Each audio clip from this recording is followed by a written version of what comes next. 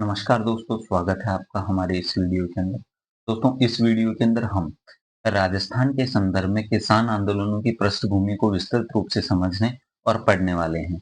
मैं आपको नोट्स के माध्यम से ये कंप्लीट रूप से समझा दूंगा कि राजस्थान में किस प्रकार से किसान आंदोलनों की पृष्ठभूमि रही। दोस्तों, स्टार्ट करने से पहले हम करते हैं राजस्थान के प्रारंभिक राजस्थान की बात, जहाँ परंपरागत भू राजस्व व्यवस्था विद्यमान थी और जहां किसानों का राज्य या जागीरदार से सीधा संबंध होता था।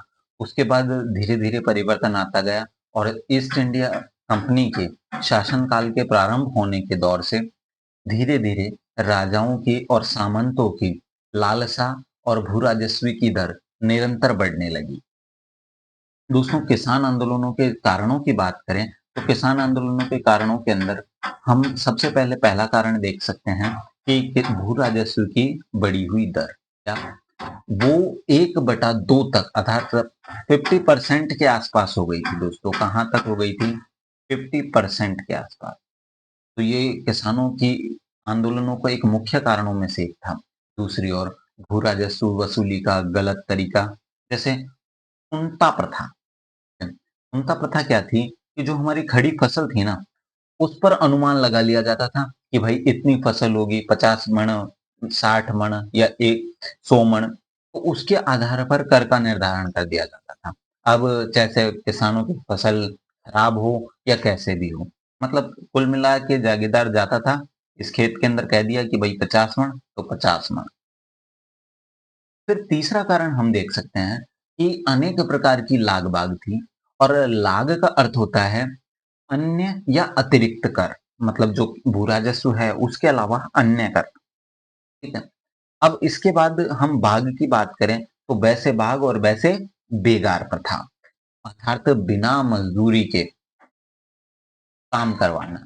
कोई मजदूर, कोई पैसा नहीं, कोई कुछ नहीं, आओ और जागीरदार या राजा की मजदूरी करो मुफ्त में।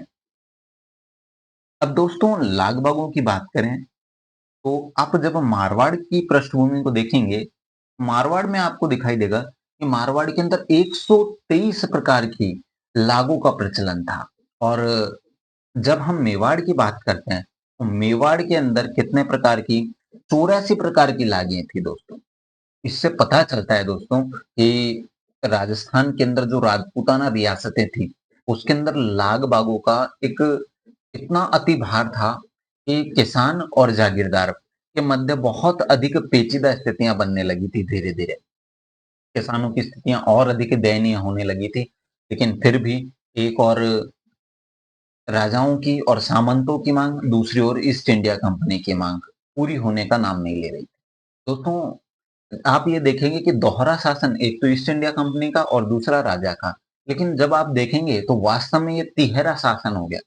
सबसे ऊपर ईस्ट इंडिया कंपनी, फिर उसके बाद मैं आपको बता देता हूँ, ईस्ट इंडिया कंपनी, फिर उसके बाद राजा, और इनके बाद एक सामंतों का भी।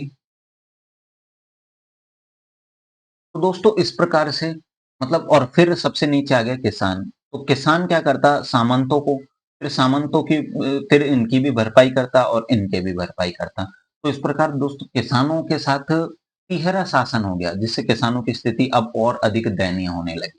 दोस्तों, जब हम बात करें कि प्रमुख लागों की, तो दोस्तों प्रमुख लागों के अंदर आता है हमारे पास कमठाना लाग। कमठाना मतलब भवन निर्माण से संबंधित लाग थी। इससे कि जैसे महाराजा ने कोई भी या सामंत ने कोई भी महल बनाना स्टार्ट किया, तो कुछ अनुदान अपनी तरफ से दिया जाता था, तो उसको कहते थे कमठाना। ठीक है। जैसे हम गांव में ठाण बनाते हैं ना, वैसे ही ये भवन बनाते थे। कैसे बनाते थे? भवन। कमठाना, इसको आप याद कर सकते हैं ऐसे, लास्ट में कम थाना में ना आ रहा है और भवन में भी ना आ रहा है। ठीक है। कम ठाना मतलब ठान बनाना, ठान बनाने का मतलब है भवन निर्माण। आपने सुना ही होगा, या आपने थान का नाम तो सुना ही होगा देवी देवताओं के संदर्भ में। थान का मतलब देवी देवताओं का स्थान। तो थान मतलब ये थोड़ा अपभ्रंश कह सकते हैं हम इसको। तो भवन निर्माण से संबंधित एक थोड़ा लिंक कर लेंगे जिससे आप कंफ्यूजन ना हो। अब दोस्तों, खिचड़ी आपको पता है कि हम कभी सभी बनाते हैं, तो वैसे ही सेना भी किसी गांव के अंदर कभी सभी आती थी। तो जब सेना वहां रुकती थी, तो उसके अंदर गांव के अंदर सेना का भोजन गांव की तरफ से दिया जाता था। तो उसे हम कहते हैं खिचड़ी लाग। ठीक है।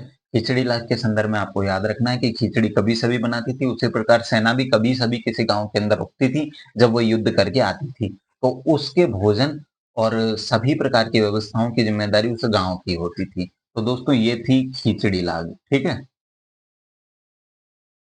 अब दोस्तों कांसा लाग की बात करें। दोस्तों आपको पता है कि पहले कांसे की क्या चलती थी? थालियां। दोस्तों वैसा ही हम इससे लिंक कर सकते हैं कि सामूहिक या मृत्यु भोज पर 25 पत्तलें पहले ठिकाने पर भेजना अनिवार्य था। मतलब 25 पत्तलें ठिकाने को भेजना जरूरी था। तो उसे हम कहते हैं कांसा लाग। कौन सी लाग? कांसा लाग। और कब भेजी थी? कब भेजी जाती थी? या तो सामूहिक भोज या मृत्यु भोज पर।